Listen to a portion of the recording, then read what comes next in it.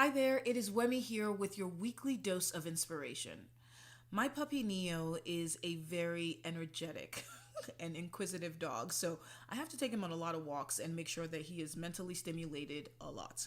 Now, despite all of this energy, whenever we go on our walks, after a few blocks, Neo often decides that he has had enough and will plop down on someone's lawn and refuse to move. It's a whole sequence. I'll look at him and say, "Come on, Neo, we just started. Don't be lazy." He'll look at me and telepathically communicate that he does not care. I wait a minute or so. He doesn't budge. I finally give in and I approach him to pick him up. He rolls over to sneak a belly rub in there. I tell him that we are not going to have this private moment publicly. He gives me a sad face and I pick him up. I carry him for a few blocks and then put him down after he's gathered his strength for the rest of the journey. The interesting thing about Neo is that he dares to believe that I will pick him up each and every single time that he's too tired to continue. And I do. I love him. He's a precious gift. And I'll always take care of him.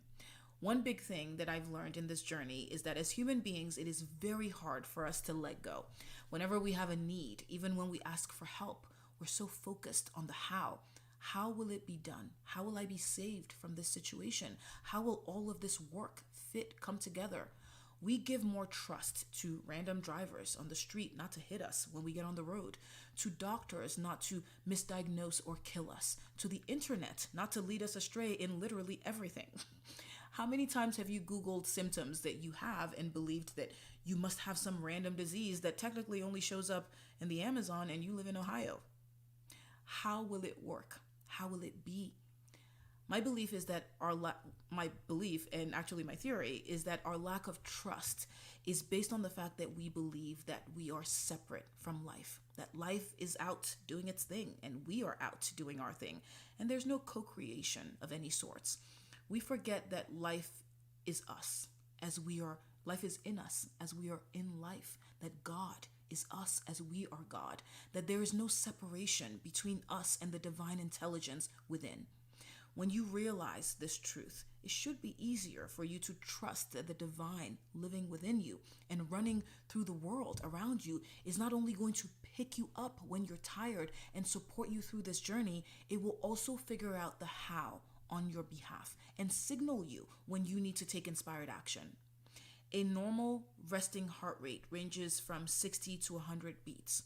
Somehow, you go through your entire day trusting that your heart will do what it was created to do.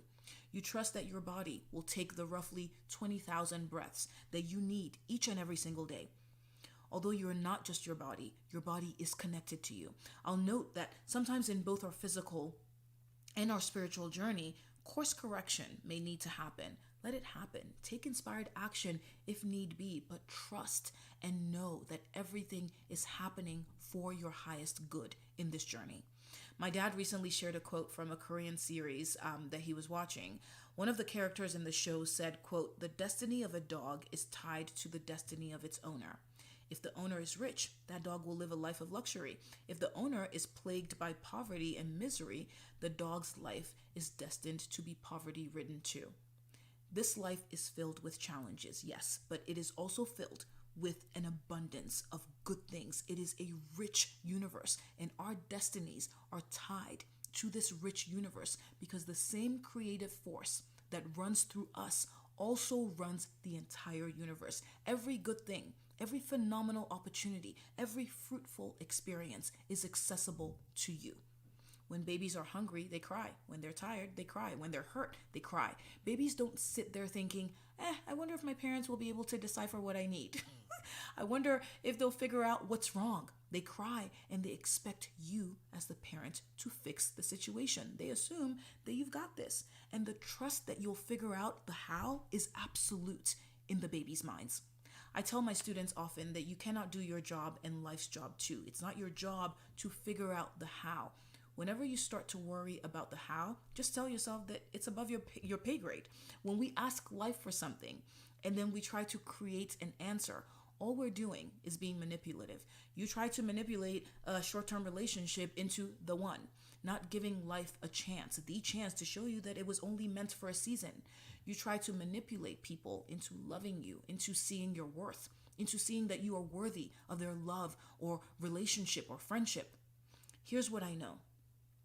When we try to do our job and life's job too, it always ends up a disaster. Another thing that I know is that if you fight life, life will fight you back. So please know this. Life is not here to break you or work against you. It is here to support you and work with you for your highest good. And with trust comes a peace that surpasses all understanding. So what are you waiting for? Lean into it. If this message connected with you, comment below. Let me know what you think. If you're seeing one of my messages for the first time, you're not here by accident. I don't believe in that. It is so lovely to meet you. Don't forget to hit that follow button in my profile or subscribe for more doses of inspiration. Have a beautiful week. I'll see you soon.